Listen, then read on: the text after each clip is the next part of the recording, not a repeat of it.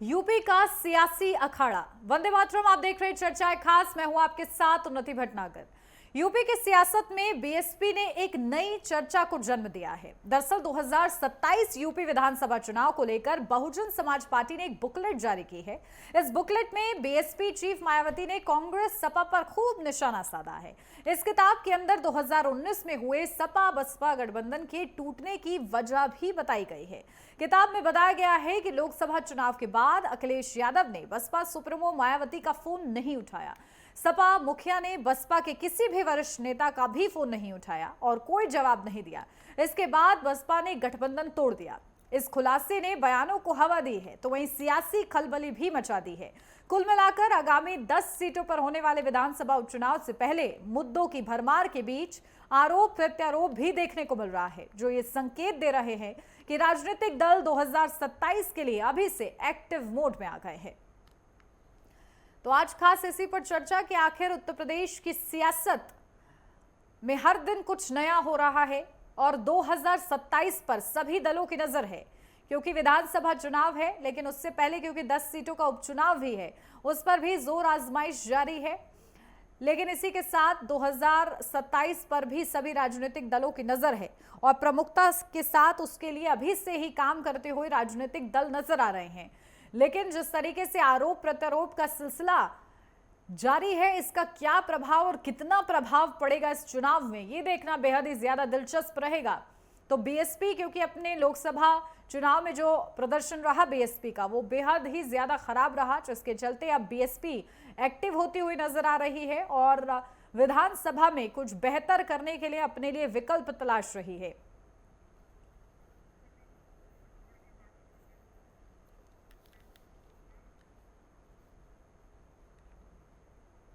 तो चलिए चर्चा की शुरुआत करते हैं। खास मेहमान हमारे साथ जुड़ गए, सीधा आपको रूबरू कराती हूँ। हमारे साथ अशोक तिवारी सपा प्रवक्ता जुड़ गए हैं। अशोक जी, बहुत स्वागत आपका। हमारे साथ प्रेमकांत तिवारी वरिष्ठ पत्रकार जुड़ गए हैं। प्रेमकांत जी, आपका भी बहुत स्वागत। आपसे कुछ ही देर में आकाश राय बीजेपी नेता भी हमारे बीच में मौजूद होंगे। सबसे पहले अशोक तिवारी जी, आपका रुख कर लेती हूं, क्योंकि समाजवादी पार्टी पर बीएसपी ने खुला खुला आरोप लगाया है और देखिए बीजेपी वाले पहले ही आप लोग पर कहते हैं कि आप लोगों ने अपने चाचा को गच्चा दे दिया है। अब क्या मायावती को भी गच्चा दिया गया था, क्योंकि वो 2019 के गठबंधन का जिक्र उन्होंने कर दिया है, उस पर सबसे पहले आपकी टिप्पणी। जी देखिए अब कोई कुछ भी बयान दे सकता है, इस पर तो हम टिप्पणी नहीं करेंगे उनके बयान पर। लेकिन सवाल इस बात का, इतने आदर के साथ उनके साथ गठबंधन किया गया था, कितनी अधिक सीटें दी गई थी, जबकि वो उनकी कोई सीटें नहीं थी और हमारे साथ आने पर उनकी सीटें बढ़ गई थी। अचानक काफी सीटें जीत गए थे, 10 सीटों पर उनकी विजय हुई थी। अब उन्होंने समझा नहीं, सोचा नहीं, या किस दबाव में आ गए, किस वजह में आ गए, इस पर हम जाना नहीं चाहते हैं। क्या उनके ऊपर प्रेशर था, क्या समस्याएं थी, ये वही बेहतर समझ सकती हैं।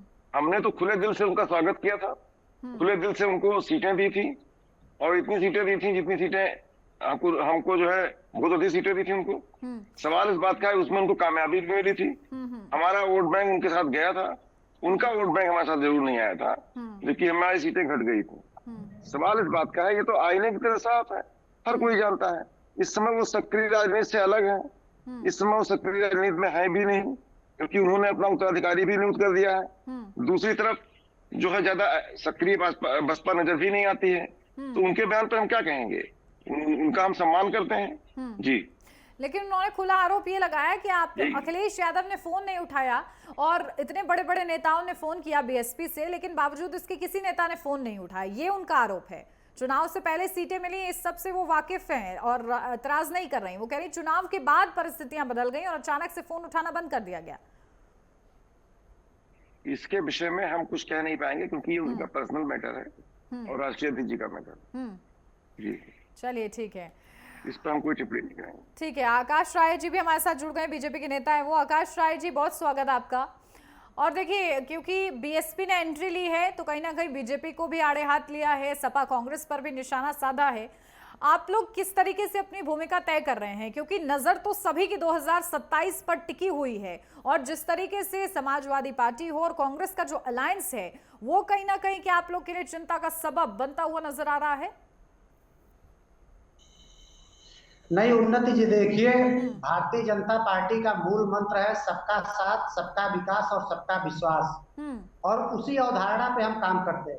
और इसीलिए आपने देखा होगा कि देश की जनता 2014 से लगातार हमको अवसर दे रही है, और उत्तर प्रदेश में भी 2017 में जब हम सरकार में आए, उसके बाद 2022 के चुनाव में लगभग 34 सालों के एक रिकॉर्ड समय के बाद उत्तर प्रदेश की जनता ने किसी सरकार को लगातार दूसरी बार अवसर दिया है। तो जनता हमारे कामों पे मुहर लगा रही है, और हमारा सिर्फ और सिर्फ ये मकसद है कि जो लोग पंक्ति में पीछे रह गए उनको कैसे हम पंक्ति में आगे करें, अंत्योदय का लक्ष्य कैसे पूरा हो, उस अवधारणा को लेकर भारतीय जनता पार्टी काम करती है।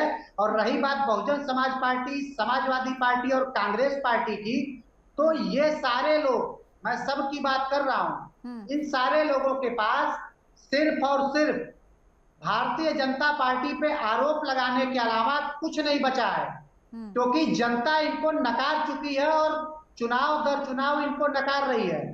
उसके बावजूद भी अगर ये भारतीय जनता पार्टी पे सवाल उठाते हैं तो इनको सबसे पहले अपने गिरेबान में झांक कर देखना चाहिए। अभी उत्तर प्रदेश में जो परिदृश्य इस समय चल रहा है, आप देखिए कि समाजवादी पार्टी के नेता, छोटे मोटे नेता नहीं, जो विधायक हैं, जो जिलाध्यक्ष हैं, जो ब्लॉक प्रमुख रहे या जो बार एसोसिएशन के चेयरमैन रहे, ये सारे लोग अपराध में संलिप्त पाए जा रहे हैं। इनका अयोध्या का महानगर का एक अध्यक्ष मोइन खान एक नाबालिग बेटी के साथ बलात्कार करता है। इनका एक कन्नौज का ब्लॉक प्रमुख नवाब सिंह यादव, वो एक बच्ची के साथ बलात्कार करता है। इसके अलावा हरदोई का इनका एक पूर्व जिलाध्यक्ष है वीरेंद्र यादव, जिसके ऊपर 28 मुकदमे दर्ज है और एक अधिवक्ता की हत्या किया उसने। और अभी हाल में ही मैं जिस जिले से आता हूँ, मऊ जनपद की बात कर रहा हूँ, यहाँ पर इनके एक नेता के ऊपर दुष्कर्म का मुकदमा दर्ज हुआ है, और वो कोई छोटे मोटे नेता नहीं थे, वो मऊ बार एसोसिएशन के चेयरमैन भी रह चुके हैं। और आज स्थिति देखिए कि अखिलेश यादव के बयान आप सुनेंगी तो वो ये कह रहे हैं कि इनकाउंटर में पुलिस वालों की जान क्यों नहीं गई। आप बताइए कि इतना संवेदनहीन बयान एक मुख्यमंत्री को शोभा देता है क्या, कि वो ये बात कहे कि पुलिस वालों की जान क्यों नहीं जाए। मतलब अखिलेश यादव और समाजवादी पार्टी के लोग ये चाहते हैं कि उत्तर प्रदेश में पुलिसकर्मियों की हत्या हो, जैसे इनके शासनकाल में प्रतापगढ़ में डीएसपी जियाउल हक की हत्या की गई थी। ये लोग सिर्फ और सिर्फ अपराधियों को संरक्षण और बढ़ावा दे रहे हैं, और उसी लिए आज आप देखेंगे कि उत्तर प्रदेश में जितने भी अपराधी पकड़े जा रहे हैं, अधिकतर समाजवादी पार्टी से उनका संबंध निकल के आ रहा है। और समाजवादी पार्टी और बहुजन समाज पार्टी का आपस में क्या रिश्ता है, ये तो जग जाहिर है। 2 जून 1995 को क्या हुआ था, ये तो पूरा देश जानता है। उसके बावजूद सत्ता की लोलुपता में इन दोनों लोगों ने 2019 में गठबंधन कर किया कि भारतीय जनता पार्टी को कैसे रोका जाए, लेकिन देश की जनता, प्रदेश की जनता ने हम पे स्नेह दिखाया और इनको फिर नकारा। तो आज अगर ये एक दूसरे पे सवाल उठा रहे हैं तो इनको 2019 भी याद कर लेना चाहिए, जब भारतीय जनता पार्टी को हराने के लिए ये दोनों लोग एक हो गए थे। बिल्कुल ठीक है, चलिए आप भी अपने आरोप लगा रहे हैं। प्रेमकांत तिवारी जी, आपके पास आती हूँ। यही स्थिति बनी हुई है इस वक्त उत्तर प्रदेश में, आरोप प्रत्यारोप का दौर जारी है, लेकिन राजनीतिक दलों की नजर कहीं ना कहीं 2027 पर टिकी हुई है। और जिस तरीके से अब मायावती एक्टिव हो रही हैं और तीनों को आड़े हाथ ले रही हैं, क्या इसका कोई प्रभाव पड़ेगा या फिर 2027 से पहले यही स्थिति कायम रहेगी? उन्नति जी, मैं समझता हूँ कि मायावती जी इस समय दोनों पर अटैक करके भारतीय जनता पार्टी पर या कांग्रेस पर या समाजवादी पार्टी पर आक्रमण करके वो ये साबित करना चाह रही हैं अपने वोट बैंक में, जो उनका कोर वोट बैंक है, कि वो उनका इंटैक्ट बना रहे और जो वापस भी चला गया था, बाहर भी छटक गया था, वो उनके पास वापस आ जाए।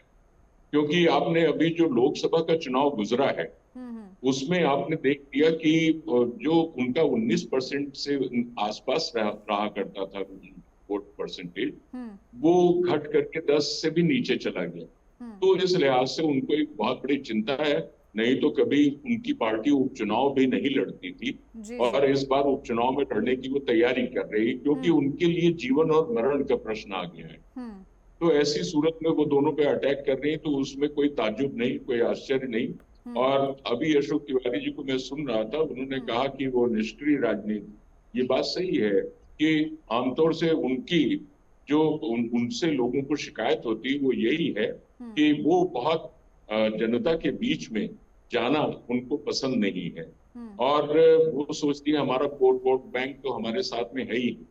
लेकिन इस बार वैसा भी नहीं हुआ। वो जो उनका वोट बैंक छटक करके कभी भाजपा के साथ चला जाता था, लोकसभा के चुनाव में पिछले वो वोट बैंक उनका समाजवादी पार्टी के साथ में चला गया। और इसीलिए आज आप देख लीजिए कि समाजवादी पार्टी इस समय बहुत ही उत्साहित है और बहुत ही इस मुद्रा में है कि हम बड़ा काम कर सकते हैं, और उपचुनाव में भी वो ज्यादा अपनी बेहतर परफॉर्मेंस करके दिखाना चाहती है। तो वो तो कोई बात नहीं, लेकिन एक बात ये मैं आपको बता दूं कि अगर आरोप प्रत्यारोप का दौर चल रहा है तो इसमें सभी पार्टी चूंकि राजनीतिक दल हैं, राजनीति में आरोप प्रत्यारोप का दौर चलता रहता है। अब राहुल गांधी अगर अमेरिका में भाषण देते हैं तो आप देख लीजिए अमित शाह जी ने क्या कहा उनके खिलाफ कि वो हमेशा भारत विरोधी जो तत्व हैं उनके साथ में खड़े होते हैं। मुख्यमंत्री योगी आदित्यनाथ जी ने यहाँ पर ये बयान दिया कि राहुल जी सिविल वॉर की तरफ धकेलना चाह रहे हैं देश को, और बहुत सारी ऐसी चीजें हैं। आज ब्रजेश पाठक, दारा सिंह और ये आपके ओम प्रकाश राजभर, इन लोगों ने भी पलटवार किया है। तो उस पलटवार मायने तो यही है, सबसे पहले तो यही है कि चाहे आप इसको सेमीफाइनल मानिए, चाहे आप इसको क्वार्टर फाइनल मान लीजिए, लेकिन कुल मिलाकर के यही है कि अभी जो उपचुनाव होने जा रहे हैं इनमें ज्यादा से ज्यादा सीटें हासिल करने का हर राजनीतिक दल का अपना एक दिलचस्पी है उसमें, और वो ये चाहते हैं कि हम अपनी ताकत को कुछ मजबूत कर लें, कुछ दिखा दें ऐसे कि हमारी ताकत ये है। और आगे तो 2027 का जो चुनाव है उसकी तैयारी तो है ही, इसमें कोई संदेह नहीं है। कुल मिलाकर के ये है कि जो जातिगत, चाहे वो जनगणना हो या एनकाउंटर में भी जात की बात अगर कही जाती है तो ये राजनीति का अपना एक नजरिया है। हमको याद आता है कि जब गदुआ मारे गए थे तो बेनी प्रसाद वर्मा ने इलाहाबाद में उस समय एक प्रेस कॉन्फ्रेंस की थी और उन्होंने कहा कि ठीक है अपराधी था और मारा गया, वो कोई बात नहीं, लेकिन मारने का ढंग जो है वो ठीक नहीं था। अब जाहिर है कि अपराधी वो चूंकि उस वर्ग के थे, इस लिहाज से उन्होंने उस एनकाउंटर के विधि विधान और उसके तरीके पर एक सवाल उठाया था। वैसे ही सुल्तानपुर की एक घटना जो मंगेश यादव की हुई है, इसमें भी इस तरह के सवाल उठाए जा रहे हैं। और जाहिर है कि जब कोई क्रिया होती है तो उसकी प्रतिक्रिया होती है। उस प्रतिक्रिया में आज आप अखबारों में देख लीजिए, मीडिया में आई है कि जो अपराधी पकड़े गए उनसे 2.5 किलो सोना बरामद हुआ है, उनसे लूटा हुआ माल बरामद हुआ है। तो कुल मिलाकर के जनता को आप ठीक है कि आप अपना आख्यान गढ़ सकते हैं, आप अपना विमर्श कर सकते हैं, आप अपना कथानक गढ़ सकते हैं, नैरेटिव गढ़ सकते हैं, लेकिन जनता समझती सब है और जनता परसेप्शंस पर आगे बढ़ती है। आज अभी तो ऐसी स्थिति है कि आरोप प्रत्यारोप का दौर चल रहा है, लेकिन जनता इसी के बीच में छान रही है कि हमें किन तथ्यों के साथ में जाना है। और पब्लिक देखिए बहुत समझदार है और साथ ही साथ कहीं ना कहीं कुल मिलाकर अगर ये समझा जाए तो ये उपचुनाव कहीं ना कहीं दिशा तय करेगा आने वाले राजनीति की 2027 से पहले। ठीक है अशोक तिवारी जी, आपके पास आती हूँ क्योंकि कई गंभीर आरोप आकाश जी ने आप पर लगाए हैं। उन्होंने कहा जब भी अभी हाल ही में जितने मामले सामने आ रहे हैं, सपा का कोई ना कोई कनेक्शन निकल कर सामने आ रहा है, बावजूद इसके आप लोग मंगेश यादव के एनकाउंटर पर सवाल उठाते हैं, जाति को लेकर सवाल करते हैं। ये किधर आपको लेकर जाएगा? आपको लगता है इससे बात बन जाएगी? क्या हासिल होगा इससे? देखिए उन्नति जी, अभी हमारे माननीय राजनीतिक विशेषज्ञ जी ने बहुत अच्छी बात कही जी। जनता के पास सारे परसेप्शन होते हैं, जनता बहुत जागरूक हो चुकी है और इस समय आज के दौर में जब से जो 2024 का चुनाव हुआ है, 2024 के चुनाव से लेकर के अभी आने वाले दौर में जनता अत्यंत जागरूक है और उत्तर प्रदेश की जनता खास तौर से यूपी की जनता जो है हर चीज को बारीक निगाह से देख रही है। चाहे वो अपराध हो रहे हो उत्तर प्रदेश में, अपराधों की बाढ़ आ गई हो उत्तर प्रदेश में, रेप की घटनाएं इतनी ज्यादा बढ़ रही हैं उत्तर प्रदेश में, सरकार किसकी है? सरकार तो भाजपा की है ना, योगी आदित्यनाथ जी की सरकार है ना। अगर रेप की घटनाएं बढ़ रही हैं, अयोध्या में हो, आपके कन्नौज में हो, आपका फर्रुखाबाद में 2 बालिकाओं का लटका हुआ पाया गया, बालिकाएं लटकी हुई पाई गई, मेरठ में हुई। ऐसे ही जघन्य अपराध लगातार हो रहे हैं। कहीं पर सिर कटी लाश मिल रही है, कहीं कुछ मिल रहा है। अपराध की बाढ़ सी आ गई है। इसको कंट्रोल करने की जिम्मेदारी किसकी है? जिम्मेदारी निश्चित रूप से योगी सरकार की है। योगी सरकार विफल हो रही है, तभी तो ऐसी घटनाएं हो रही हैं। अपराधी कहीं से आए हों, कहीं से भी संबंधित हों, अपराधी अपराधी होता है। लेकिन अपराधी को दंड देने के लिए तो प्रयास किए ही जाएंगे पूरी तरह से। कोर्ट है, न्यायालय है, तो दंड देगा अपराधी को। ठीक है, चलिए ये तो सवाल मैं आकाश जी से कर लूंगी, क्योंकि सत्ता में इस वक्त वो है, जवाबदेही तो उनकी बनती है। लेकिन आपसे मेरा सवाल कुछ और था, आपने घुमा दिया सवाल को। मेरा सवाल आपसे ये था कि आप लोग लगातार जिस तरीके से अपराधियों की जाति पूछ रहे हैं, इन सबसे क्या हासिल होगा? क्या सोच कर मतलब ये तय किया जा रहा है? क्या आप लोग का एजेंडा आप लोग रख रहे हैं 27 से? मैं उसी पर उठी जा रहा हूँ, उसी सवाल पे आ रहा हूँ। आज सवाल इस बात का है कि विपिन सिंह, जो कि एक हार्ट क्रिमिनल है, 36-37 मुकदमे हैं, इस घटना का मुख्य आरोपी है और मास्टरमाइंड है, उसको किस तरह शांतिपूर्वक पुलिस जो है उसको जो है आराम से जो है बिल्कुल बैठा करके और सरेंडर करा लेती है, सुनियोजित तरीके से उसको मौका देती है कि वो अपना लड़ाई न्यायालय में लड़ सके। अशोक जी, सरेंडर होके भी जाएगा तो जेल के पीछे ही ना, जेल के अंदर ही।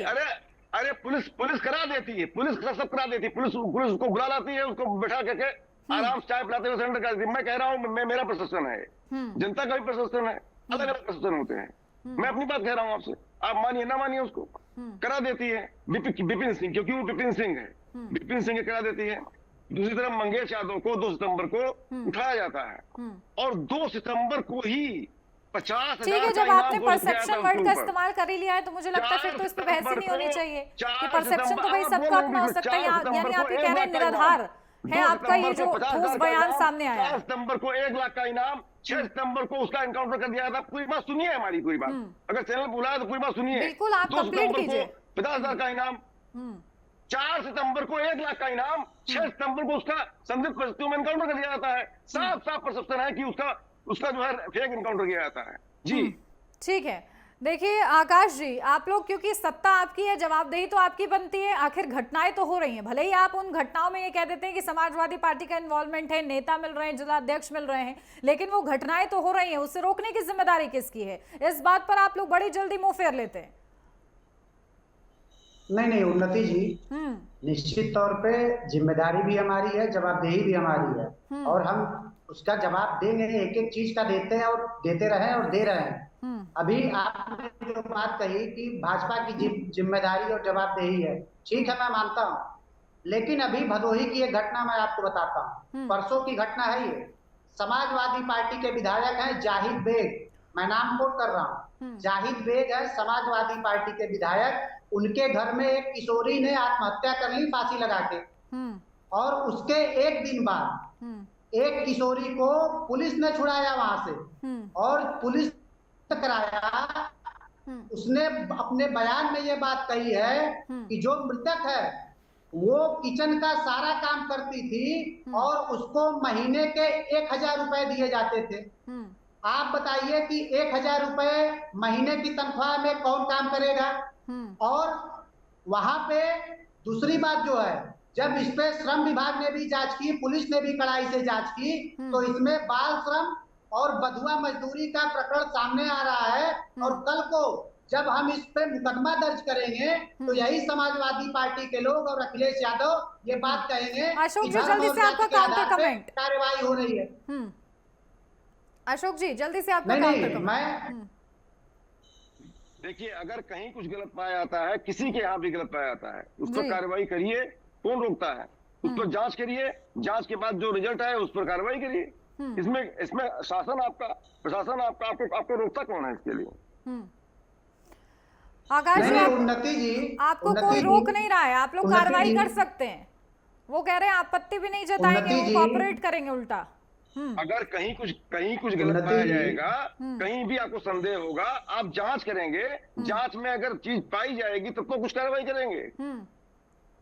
आकाश जी, जांच करेंगे, जांच में सच्चाई उन्नति जी। सच्चाई मापेंगे, सच्चाई का मेजरमेंट करेंगे आप, उसके बाद जो उचित कार्रवाई होगी की जाएगी, कोई भी सरकार करेगी।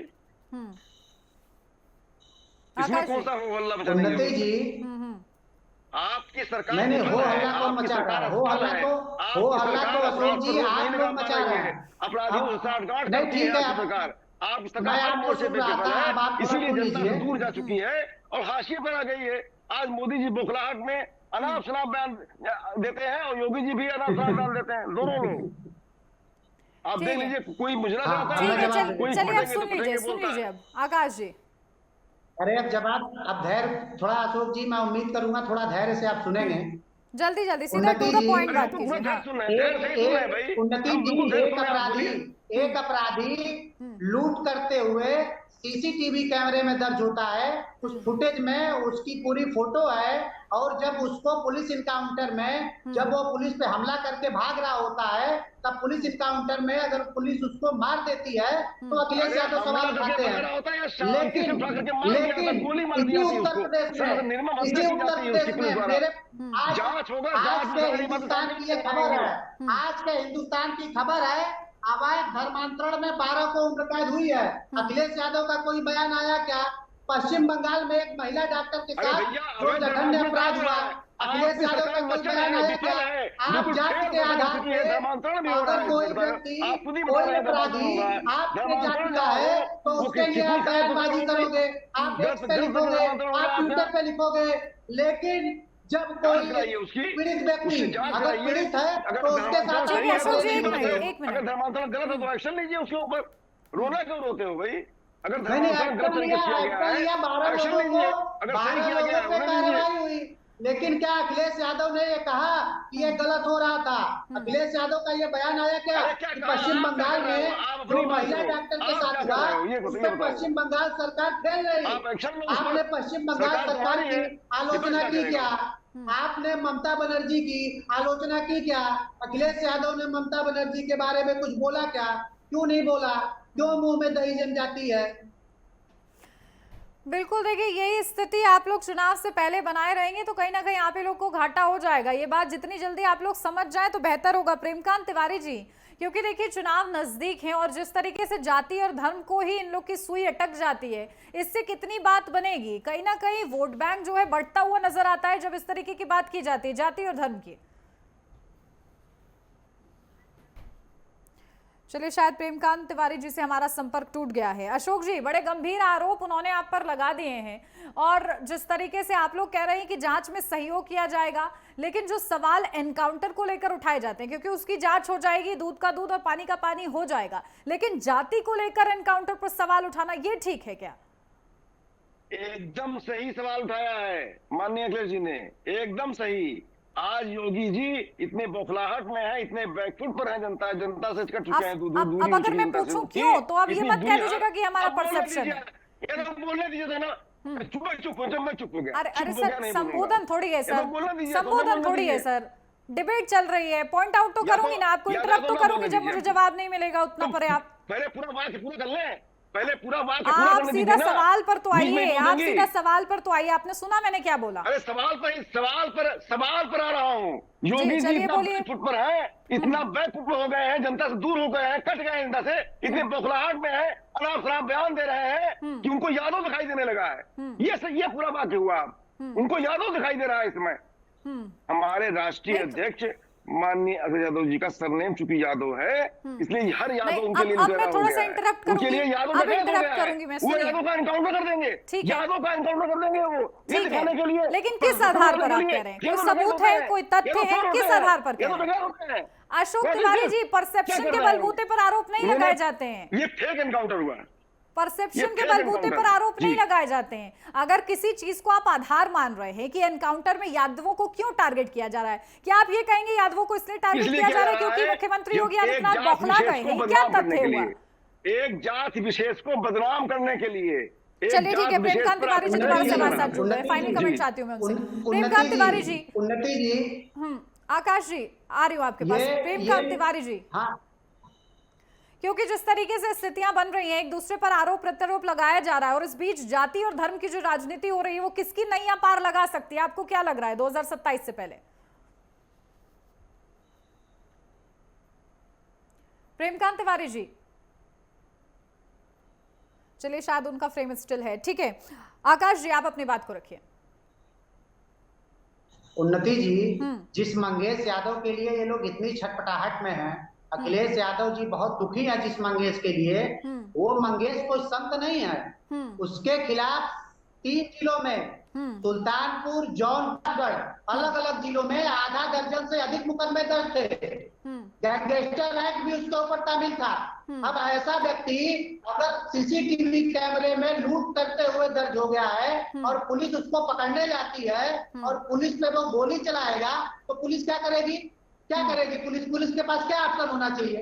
ये उत्तर प्रदेश की जनता भी चलिए, जानती है। एनकाउंटर की जांच हो रही है और जांच में सामने आ जाएगा कौन सच बोल रहा है, किसके आरोपों में कितना दम है। बहुत शुक्रिया आप तीनों का हमारे साथ इस खास चर्चा में जुड़ने के लिए। और इसी के साथ चर्चाएं खास में मेरे साथ बस इतना ही। खबरों का सिलसिला आगे भी जारी रहेगा। आप बने रहिए नेटवर्क 10 के साथ। जय हिंद।